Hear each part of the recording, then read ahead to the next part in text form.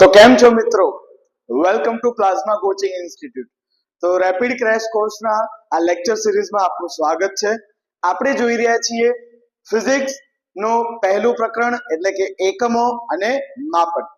તો આજે લેક્ચર નો આપણો અંતિમ ટોપિક અને આ લેક્ચર્સને આપણે બે પાર્ટમાં ડિવાઈડ કરીશું. એટલે આના બે લેક્ચર્સ વિડિયો આવશે, બરાબર. પહેલા લેક્ચરમાં આપણે ત્રુટિના પ્રકારો અને ત્રુટિની ગણતરી કેવી રીતે કરવાની છે એના વિશે માહિતી મેળવીશું. અને બીજા લેક્ચરમાં ત્રુટિઓનું સંયોજન એટલે કે ત્રુટિઓનો ગુણાકાર ભાગાકાર અને ત્રુટિઓનું સરવાળો બાદબાકી તેમજ ઘાતાંકવાળા પદોની ત્રુટિ કેવી રીતે શોધીશું એના વિશે માહિતી મેળવીશું. તો નીટ અને JEE માટે ખૂબ જ ઇમ્પોર્ટન્ટ આ બે લેક્ચર સિરીઝ એટલે કે આ બે લેક્ચર રહેશે. સો આર યુ રેડી? તો ચલો સમજીએ માપનમાં ત્રુટિ કોને કહેવાય છે, બરાબર. તો ત્રુટિ સમજતા પહેલા આપણે બે શબ્દો સમજી લઈએ. એ બે શબ્દો છે ચોકસાઈ અને સચોટતા. તો કોને કહેવાય ચોકસાઈ? તો ચોકસાઈ એટલે કે કોઈ રાશિના માપનનું મૂલ્ય તે રાશિના સાચા મૂલ્યની કેટલી નજીક છે. શું કોઈ પણ માપન કરીએ આપણે તો એ માપન સાચા મૂલ્યની કેટલી નજીક છે તો એને શું કહેવાય? ચોકસાઈ, બરાબર. અને સચોટતા કોને કહેવાય? તો સચોટતા છે ભૌતિક રાશિ ના માપન કેટલા વિભેદન અથવા કેટલી સીમા સુધી તમે એને માપી શકો છો. કેટલી સીમા એટલે કે કેટલી હદ સુધી તમે એને માપી શકો છો તો એને શું કહેવાય? સચોટતા, બરાબર. ચલો એક એક્ઝામ્પલ ઉપરથી સમજીએ. તો અહીંયા તમે આકૃતિ જોશો તો એમાં મેં બે ઘડિયાળ બતાવેલી છે, રાઈટ. ઘડિયાળ ઉપરથી ખ્યાલ આવી ગયો હશે. એક ઘડિયાળ છે કાંટાવાળી ઘડિયાળ કે જેમાં મિનિટ, સેકન્ડ અને કલાકનો કાંટો છે, અને બીજી છે ડિજિટલ વોચ, પણ એમાં માત્ર કલાક અને સેકન્ડ જ દેખાડે છે. શું દેખાડે છે? સોરી, કલાક અને માત્ર મિનિટ. તો હવે આપણે એવું ઉદાહરણ લઈએ કે ધારો કે અત્યારે 12 વાગ્યા છે, રાઈટ. કેટલા વાગ્યા છે? 12. તો 12 એ મૂલ્ય કેવું છે? સાચું મૂલ્ય છે.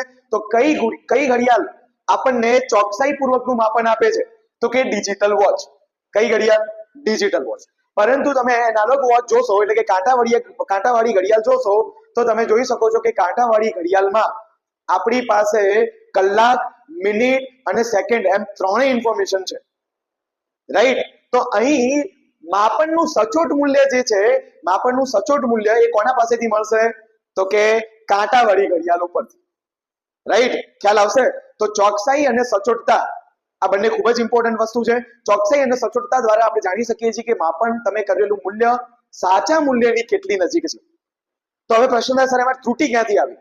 તો ત્રુટિ એટલે બહુ જ સિમ્પલ, તમારા માપેલા મૂલ્યમાં સાચા મૂલ્યની જેટલી નજીક ચોકસાઈનું મૂલ્ય હશે એટલે કે તમારું મૂલ્ય જેટલું ચોક્કસ એટલી ત્રુટિ ઓછી, એટલી એરર ઓછી. અને તમારું મૂલ્ય જેટલી વધારે અચોકસાઈ પૂર્વકનું મૂલ્ય હશે, રાઈટ, એટલે એમાં ભૂલો થવાની શક્યતા સૌથી વધારે, રાઈટ. તો એ માપન જે હશે એ માપનમાં ત્રુટિ એટલે કે એરર શું હશે? વધારે. તો આપણી કાંટાવાળી ઘડિયાળ ભલે તમને સચોટ મૂલ્ય આપે છે, ભલે તમને ડિજિટલ વોચ કરતા કલાક, રાઈટ, શેમાં કલાક, સેકન્ડ અને મિનિટ આમ ત્રણે મૂલ્ય આપવા હોવા છતાં પણ ડિજિટલ વોચનું જે આ માપ છે એ સાચા મૂલ્યથી વધારે નજીક છે, રાઈટ. આમ કહેવાય તો એ સાચું મૂલ્ય જ બતાવે છે. તો તમારા માપનમાં એનાલોગ વોચ કરતા ડિજિટલ વોચની ત્રુટિ ઓછી છે. તો જે મૂલ્ય વધુ ચોક્કસ એમાં ત્રુટિ ઓછી, જે મૂલ્ય વધુ અચોકસાઈ પૂર્વકનું એમાં ત્રુટિ વધારે. ડન. તો ચલો હવે જોઈએ ત્રુટિની વ્યાખ્યા. શું આપી શકાય ત્રુટિની વ્યાખ્યા? તો ત્રુટિ એટલે શું? તો કોઈ પણ માપન સાધન દ્વારા કરવામાં આવે છે અને આ માપન દરમિયાન તેના માપનમાં કેટલીક અચોક્કસતા ઉદ્ભવે છે. શું થાય છે? કેટલીક અચોક્કસતા ઉદ્ભવે છે. તો આગળ જ મેં તમને કહી દીધું ચોકસાઈ. તો જે માપનમાં અચોકસાઈ ઉદ્ભવે છે તેનું સાચું મૂલ્ય તો માપી શકાતું નથી. એનો મતલબ કે તમારો જવાબ સાચા મૂલ્ય કરતા કંઈક અલગ આવશે, રાઈટ. તો આપણે આને શું કહેવાય? તો ભૌતિક રાશિના માપનમાં રહેલી અચોકસાઈને, આ જે અચોકસાઈ આવી છે એને શું કહીશું? ત્રુટિ. શું કહીશું? ત્રુટિ. ઇંગ્લિશમાં કહીએ તો એરર. તમારા માપનમાં એરર છે એટલે કે ત્રુટિ છે. ડન. તો વ્યાખ્યા ક્લિયર થઈ ગઈ, કમ્પ્લીટ. કોઈ પણ માપન કરો છો તો જો માપનમાં અચોકસાઈ ઉદ્ભવે તો એ માપનમાં ઉદ્ભવેલી અચોકસાઈને શું કહેવાશે?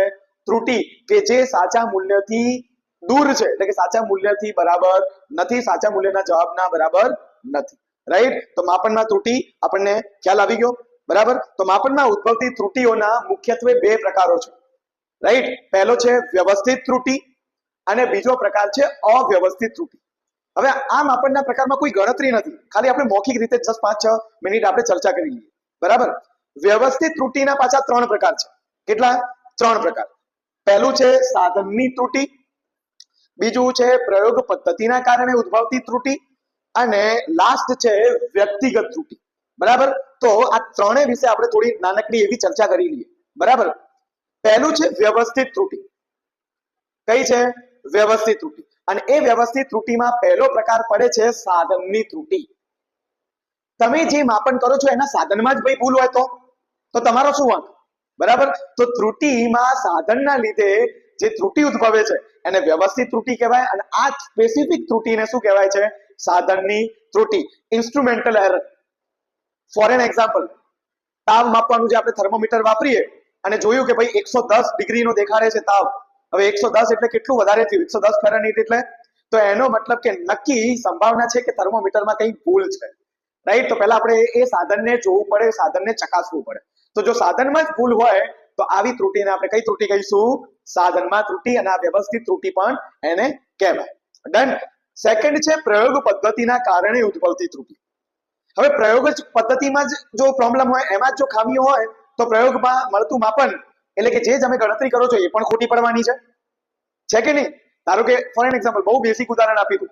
આપણે પાવર લગાવીએ, ધારો કે રિમોટમાં પાવર લગાવો છો તો રિમોટમાં તમે પાવર કેવી રીતે લગાવો? એક પ્લસ એક માઇનસ અને બીજો પાવર એનાથી ઊંધો માઇનસ પ્લસ. હવે જો બંને બાજુ પ્લસ પ્લસ પાવર જોડવામાં આવે તો ક્યાંથી રિમોટ કામ કરશે?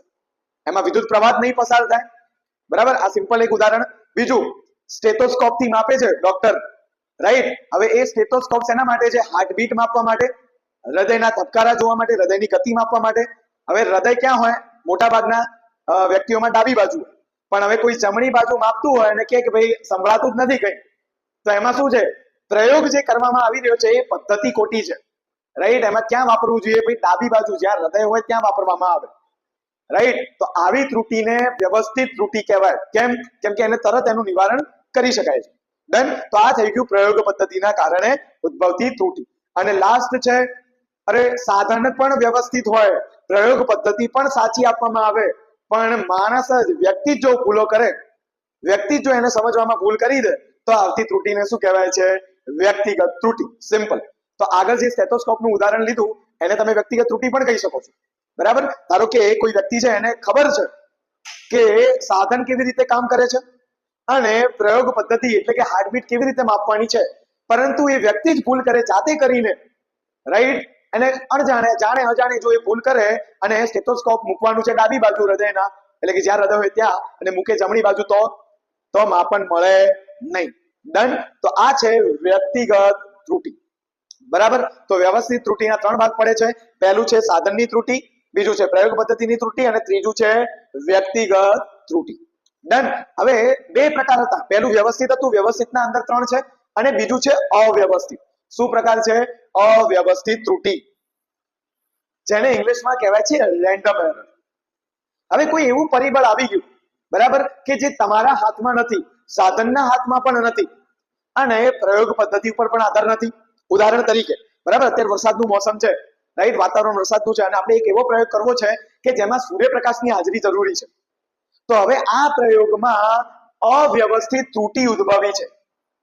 કેમ? કેમ કે સૂર્યપ્રકાશ હોવો ન હોવો એ આપણા ઉપર આધારિત નથી. આ પરિબળને તમે કંટ્રોલ કરી શકો નહીં. બરાબર. તો આવા માપનમાં ઉદ્ભવતી ત્રુટીને કેવી ત્રુટી કહેવાય? અવ્યવસ્થિત ત્રુટી. કેવી ત્રુટી? અવ્યવસ્થિત ત્રુટી. તો જોઈ લઈએ આપણે ફરીથી એકવાર કે માપનમાં ઉદ્ભવતી ત્રુટીઓના મુખ્યત્વે 2 પ્રકાર, વ્યવસ્થિત, અવ્યવસ્થિત. વ્યવસ્થિતમાં 3 પ્રકાર પડે છે. સાધનની ત્રુટી, પછી પ્રયોગ પદ્ધતિના લીધે ઉદ્ભવતી ત્રુટી, અને છેલ્લું છે વ્યક્તિગત ત્રુટી. અને સેકન્ડ જોયું અવ્યવસ્થિત ત્રુટી. એવા પરિબળો કે જે કુદરતના પરિબળો છે, કુદરતના લીધે એવું કંઈ ઘટના બને કે જેના લીધે પ્રયોગમાં કંઈક ખામી જોવા મળતી હોય તો એવી ત્રુટીને કઈ ત્રુટી કહીશું? અવ્યવસ્થિત ત્રુટી. હવે આપણે ત્રુટીની ગણતરી કરવાની છે. તો ત્રુટીની ગણતરી પ્રમાણે કુલ 3 પ્રકાર પડે છે. ત્રુટીની ગણતરી કરવા માટે હવે આપણે 3 પ્રકારો જોઈશું. તો તમે તમારી નોટ પેન લઈને તૈયાર થઈ જજો. બરાબર, હવે બહુ બધી ગણતરીઓ આપણે કરીશું. બરાબર, તો ચલો ગણતરી કરવા માટે નેક્સ્ટ આગળ વધીએ કે ત્રુટીની ગણતરી. તો મેં કહ્યું એ પ્રમાણે ત્રુટીની ગણતરી 3 પ્રકારે થઈ શકે છે.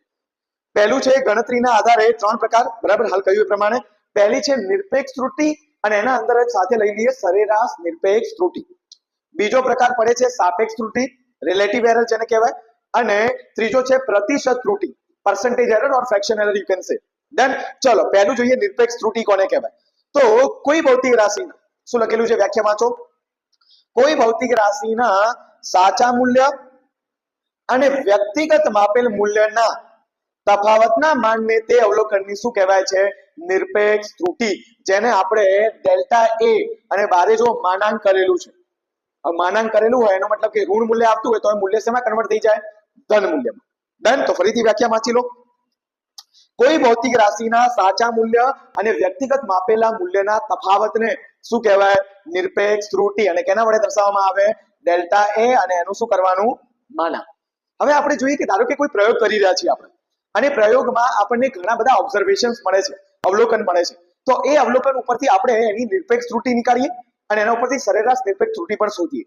ડન. તો ચલો નેક્સ્ટ કરીએ આપણે કે ધારો કે મારી પાસે કોઈ પ્રયોગ છે અને એ પ્રયોગમાં શું કરી રહ્યો છું હું, એ પ્રયોગમાં મારી પાસે અવલોકનો છે A1 A2 A3 અને એન્ડ સો ઓન AN સુધી n અવલોકન કરી રહ્યો છું. તો પહેલા એનું મારે શું શોધવું પડે, સાચું.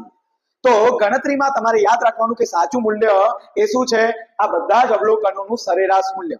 શું, આ બધા જ અવલોકનોનું સરેરાશ કરવાનું. તો સરેરાશ કરીએ તો શું થાય, A1 A2 AN upon n. n એટલે જેટલા અવલોકન કર્યા છે, A1 A2 A3 and so on AN સુધી બધા અવલોકનોનો શું કરો, સરવાળો અને ભાગ્યા n એટલે કે કુલ અવલોકનની સંખ્યા. તો એને તમે શું કહેશો, આ મૂલ્યને શું કહેવાશે, આ તમે જે સરેરાશ શોધ્યું છે, આ જે સરેરાશ શોધ્યું છે એને કહેવાય અવલોકનનું સાચું મૂલ્ય.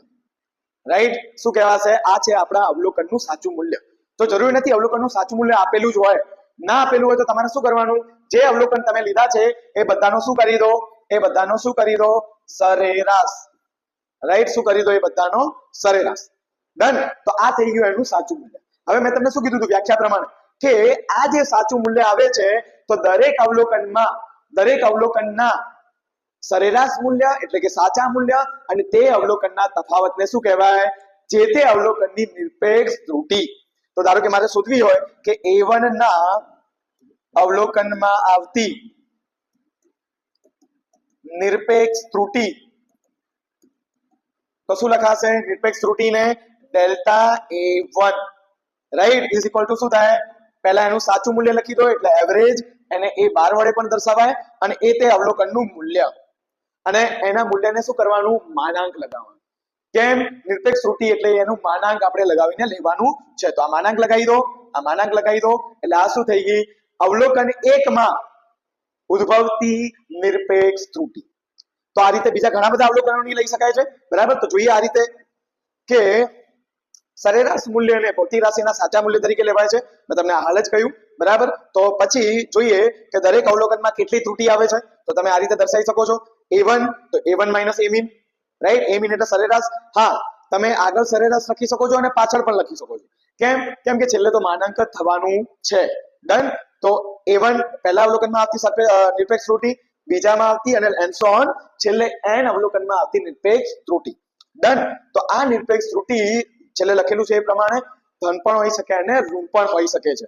તો તમારે શું કરવાનું છે, એનું મોડ, માનાંક એટલે શું થઈ જાય, હંમેશા ધન હોય એટલે આપણે માનાંક કરીએ એટલે ધન થઈ જાય. ડન. તો આના ઉપરથી આપણે નેક્સ્ટ જોઈએ કે સરેરાશ નિરપેક્ષ ત્રુટી એટલે શું. રાઈટ. સૌથી ઇમ્પોર્ટન્ટ નિરપેક્ષ ત્રુટી જેટલું છે એટલું આ પણ ઇમ્પોર્ટન્ટ છે. તો વાંચો વ્યાખ્યા શું કહે છે. તો તમામ અવલોકનોની નિરપેક્ષ ત્રુટીના સરેરાશને સરેરાશ નિરપેક્ષ ત્રુટી કહેવાય. તો જેટલા પણ તમે અવલોકન કર્યા એ અવલોકનની શું શોધી, નિરપેક્ષ ત્રુટી. તો એમની સરેરાશ લઈ લો. રાઈટ. તો કેવી રીતે, ચલો તો delta A1 plus delta A2 પણ કેવા કરવાના માન પ્લસ ડેલ્ટા A3 માન plus and so on delta AN upon n. તો આ શેનું મૂલ્ય આપશે આ મૂલ્ય આપશે સરેરાશ નિરપેક્ષ ત્રુટિ રાઈટ શેનું મૂલ્ય આપે છે સરેરાશ નિરપેક્ષ ત્રુટિ ડન ખ્યાલ આવી ગયો તો જોઈએ આપણે આગળ બરાબર આ લખ્યું એ પ્રમાણે કે delta A1 plus delta A2 plus delta AN સુધી માનાંક સાથે તમે એનું સરેરાશ લઈ લો એટલે તમને શું મળશે સરેરાશ નિરપેક્ષ ત્રુટિ ડન તો સરેરાશ નિરપેક્ષ ત્રુટિ સાથે તમે હવે ડાયરેક્ટ મૂલ્ય લખો તો હવે તમારી પાસે અવલોકનનું મૂલ્ય આવી ગયું એક છે સાચું મૂલ્ય અને બીજું છે સરેરાશ નિરપેક્ષ ત્રુટિ દ્વારા મળેલું મૂલ્ય તો કુલ તમારે લખવું હોય કે ફાઇનલ આપણો આન્સર કેટલો બને તો ફાઇનલ આન્સર કેવી રીતે લખી શકાય કોઈ ભૌતિક રાશિ A ના અવલોકનનું સરેરાશ મૂલ્ય A મીન અને સરેરાશ નિરપેક્ષ ત્રુટિ A ડેલ્ટા A મીન હોય તો આ છે આપણું ફાઇનલ મૂલ્ય સાચું મૂલ્ય plus or minus delta A mean સાચું મૂલ્ય એટલે સરેરાશ મૂલ્ય પ્લસ ઓર માઇનસ સરેરાશ નિરપેક્ષ ત્રુટિ દ્વારા મળેલું મૂલ્ય રાઈટ અહીંયા પ્લસ ઓર માઇનસ શું સૂચવે છે કે એના કરતા વધારે પણ હોઈ શકે અને ઓછું પણ હોઈ શકે ત્રુટિ ધન પણ હોઈ શકે અને ત્રુટિ ઋણ પણ હોઈ શકે છે ડન તો ખ્યાલ આવી ગયો હશે તમને આ છે આપણું સરેરાશ નિરપેક્ષ ત્રુટિ રાઈટ તો કોઈ પણ વખતે તમને દાખલો ગણે આપણે અંતમાં દાખલો ગણીશું બરાબર તો દાખલો જ્યારે ગણવામાં આવે છે ત્યારે દાખલામાં જો એવું પૂછે કે આપેલા અવલોકનોનું માન અથવા એનું મૂલ્ય સરેરાશ નિરપેક્ષ ત્રુટિના પદમાં લખો તો તમારે ફાઇનલ આન્સર આ ટાઈપનો લખવાનો છે ડન તો આ છે આપણો પહેલો પ્રકાર ગણતરીના આધારે ત્રુટિ તો શું થયું ગણતરીના આધારે ત્રુટિ પહેલો પ્રકાર કયો છે નિરપેક્ષ ત્રુટિ અને સરેરાશ નિરપેક્ષ ત્રુટિ હજી બે પ્રકાર બાકી છે બહુ સિમ્પલ છે બંને પ્રકારો બીજો છે સાપેક્ષ નિરપેક્ષ ત્રુટિ રાઈટ સોરી સાપેક્ષ ત્રુટિ ખાલી સાપેક્ષ ત્રુટિ આગળ જોઈ લીધું નિરપેક્ષ ત્રુટિ હવે છે સાપેક્ષ ત્રુટિ તો સાપેક્ષ ત્રુટિ એટલે કોને કહેવાય તો સાપેક્ષ ત્રુટિ એટલે રિલેટિવ એરર અને શું કહેવાય એને ભૌતિક રાશિના માપનની સરેરાશ નિરપેક્ષ ત્રુટિ અને સરેરાશ સાચા મૂલ્યના ગુણોત્તરને શું કહેવાય સાપેક્ષ ત્રુટિ ભૌતિક રાશિની સરેરાશ એટલે કે ડેલ્ટા A મીન અને ભાગ્યા A મીન આ બંનેનો ગુણોત્તર લઈ લો એટલે તમને શું મળે સાપેક્ષ ત્રુટિ ડેલ્ટા A રાઈટ હા આને પણ અમુક જગ્યાએ ડેલ્ટા વાંચે છે અમુક જગ્યાએ ડેલ પણ વાંચે છે ડેલ A પણ તમારે સમજવાનું છે આ શું બતાવે છે આ સિમ્બોલ લખેલું હોય તો શું બતાવશે સાપેક્ષ ત્રુટિ અને હવે આ સાપેક્ષ ત્રુટિને 100% વડે ગુણી દો કેટલા વડે 100% વડે ગુણી દો એટલે શું મળે યસ પ્રતિશત ત્રુટિ રાઈટ પર્સન્ટેજ એરર ડન તો સાપેક્ષ ત્રુટિને આ રીતે લખાય મેં હમણાં લખ્યું હતું એ પ્રમાણે ડેલ A બરાબર delta A mean upon A mean right તો નેક્સ્ટ છે સાપેક્ષ ત્રુટિની ટકાવારીમાં લખતા એટલે કે કઈ ત્રુટિ છે પ્રતિશત ત્રુટિ તો પ્રતિશત ત્રુટિ બરાબર શું થાય ઉપર છે સરેરાશ નિરપેક્ષ ત્રુટિ અને ભાગ્યા છે સરેરાશ મૂલ્ય અથવા સાચું મૂલ્ય ગુણ્યા 100% એટલે તમે આને આવી રીતે પણ લખી શકો ડેલ્ટા A ગુણ્યા 100% તો આ થઈ ગઈ કઈ પ્રતિશત ત્રુટિ ડન છે બરાબર અત્યાર સુધી બરાબર હવે એક એક્ઝામ્પલ કરીએ આના ઉપરથી રાઈટ તો નેક્સ્ટ જોઈએ આપણે તો આ થયા ગણતરીના આધારે પ્રકાર બરાબર હવે આના ઉપરનું એક એક્ઝામ્પલ કરીએ રાઈટ તો જો રકમ વાંચો શું કહે છે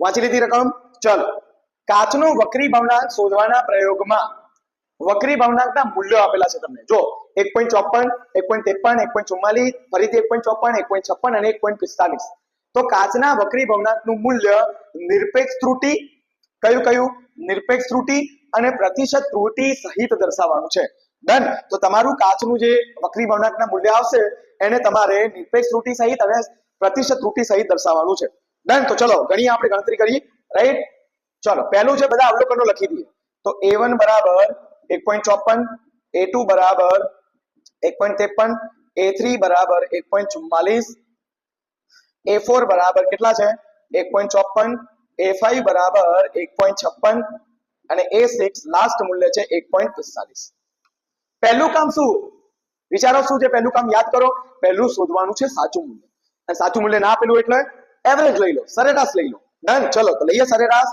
તો સરેરાશ A મીન બરાબર શું થશે A1 A2 A3 A4 A5 A6 અને કેટલા અવલોકન છે 6 રાઈટ તો હું અહીંયા મારી પાસે જગ્યા એ પ્રમાણે છે એટલે હું ડાયરેક્ટ મૂલ્ય લખી દઉં છું, તમે ગણતરી કરશો બરાબર. સાથે આપણે કરીએ 1.54 plus 1.53 plus 1.44 plus 1.54 plus 1.56 plus 1.45. તો આ બધાનો સરવાળો કરતા આપણને મળે છે 9.06 અને ભાગાકારમાં 6 તો છે જ હજી, રાઈટ. તો માટે a મીન શું લખાય? a મીન શું લખાય? રાઈટ, 9.06 ભાગ્યા 6. તો તમારો a મીન આવે છે 1.51. તો આ થઈ ગયું તમારું સાચું મૂલ્ય. કયું થયું? સાચું મૂલ્ય. ડન. તો સાચું મૂલ્ય આવી ગયું. હવે શું કરવાનું છે? હવે બધાના નિરપેક્ષ મૂલ્યો એટલે કે નિરપેક્ષ ત્રુટિ શોધવાની છે. ડન. તો ચલીએ શોધીએ ફટાફટ. તો નિરપેક્ષ ત્રુટિનું પહેલા અવલોકન માટે ડેલ્ટા a1 બરાબર શું લખાય? Mode a1 minus a mean, right. તો ચલો a1 એટલે કેટલા છે? 1.54 માઇનસ a મીન એટલે કેટલા આયા? 1.51, રાઈટ. તો કેટલા થાય? 0.03. ચલો delta a2 minus a mean, a2 કેટલા છે? 1.53, આ 1.51 એટલે 0.02. Delta a3 minus a mean, ચલો a3 કેટલા છે? 1.44 અને 1.51 એટલે કેટલા થશે? 0.07. Delta a4 minus a mean, right. a4 1.54 1.51 0.03, right. Delta a5 તો શું થશે? a5 minus a mean, right. a5 કેટલા છે? 1.56 1.51 0.05. Last delta a6, right. તો a6 માઇનસ a મીન, તો ચલો a6 કેટલા છે? 1.45 ને 1.51 કેટલા થશે? 4 5 11 એટલે કેટલા થાય? 0.06. તો આ બધી આવે છે શું આવે છે? આ બધું શું આવે છે? દરેક અવલોકનની નિરપેક્ષ ત્રુટિ. અને હવે શું કરવાની? સરેરાશ શોધવા માટે આ બધાનો સરેરાશ લઈ લો, રાઈટ. તો જગ્યા અહીંયા નીચે છે એટલે અહીંયા કરું છું. ડેલ્ટા a બરાબર શું થશે? ડેલ્ટા a બરાબર ડેલ્ટા a મીન, રાઈટ. આ બધાનો સરવાળો તો 0.03 0.02 પ્લસ 0.07 પ્લસ 0.03 પ્લસ 0.05 અને લાસ્ટ 0.06 ડિવાઇડ બાય 6. તો ડેલ્ટા a મીન આવે છે, રાઈટ. કરી જુઓ તમે પણ સાથે ગણજો. 0.02 0.07 0.03 0.05 0.06 0.26 ભાગ્યા 6. તો 0.26 ભાગ્યા 6 0.43 એટલે આવી રીતે કન્ટિન્યુઅસ આવે છે, રાઈટ. આપણે ખાલી પોઈન્ટ 0 છે, બરાબર.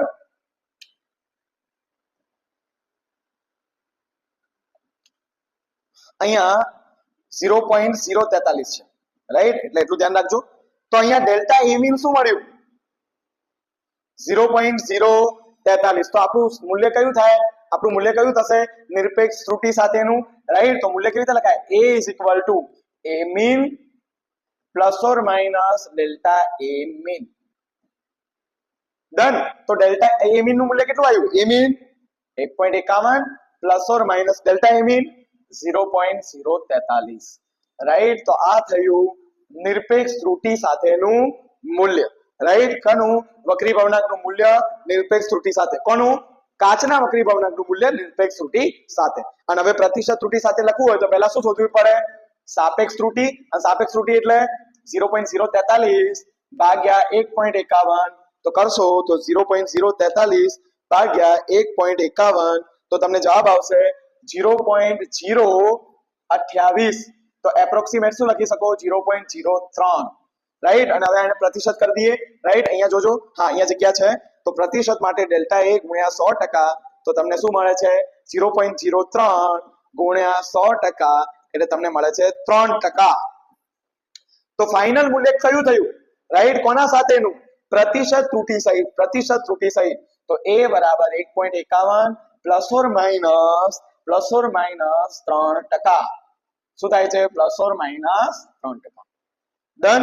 ખ્યાલ આવ્યો છે, રાઈટ. તો પહેલા જ્યારે બોર્ડની એક્ઝામ લેવાતી હતી ધોરણ 11 માં, રાઈટ, તો આ પ્રમાણેના દાખલાઓ પૂછાતા હતા 3 4 માર્ક્સના, રાઈટ. પણ તમારે તો અત્યારે છે નહીં, પરંતુ નીટ અને JEE માં ખૂબ જ ઇમ્પોર્ટન્ટ પોઈન્ટ છે, રાઈટ. તો આ રીતે તમને શોધતા ફાવે, રાઈટ. મૂલ્ય આપેલા હોય તો તમે શોધી શકો. યસ ઓર નો? નિરપેક્ષ ત્રુટિ અને પ્રતિશત ત્રુટિ સ્વરૂપે તમે દર્શાવી શકો, બરાબર. તો તમારી પાસે જે પણ પબ્લિકેશન્સ હોય તો આવા દાખલાઓ તમે ગણજો અને જાતે પ્રયત્ન કરજો. અને જો તમને કોઈ ડાઉટ હોય તો તમે અમારા YouTube ચેનલમાં અમારા ફોન નંબર એટલે કે અમારો કોન્ટેક્ટ નંબર મૂકેલો છે, તમે તમારા ડાઉટને પણ શેર કરી શકો છો. તો હવે નેક્સ્ટ લેક્ચરમાં એટલે અહીંથી કન્ટિન્યુ કરીશું ત્રુટિઓની ગણતરી, પરંતુ ત્રુટિઓ સરવાળા બાદબાકી વડે કે ગુણાકાર ભાગાકાર વડે જોડાયેલી હોય રાઈટ, એ ગુણાકાર ભાગાકાર કરતા મળતી ત્રુટી કેટલી, અને કોઈ ઘાતાંક વાળું પદ હોય તો ત્રુટી કેટલી, અને છેલ્લે એનો દાખલો. બરાબર, તો નેક્સ્ટ લેક્ચરમાં એટલે આના પછી તરત જ રાઈટ જે લેક્ચર અપલોડ કરવામાં આવશે એમાં આપણે ત્રુટીનો એ છેલ્લો ભાગ જોઈને આપણું આ ચેપ્ટર આપણે કમ્પ્લીટ કરીશું. ડન, તો મળીએ નેક્સ્ટ લેક્ચરમાં, ત્યાં સુધી આવજો. Thank you.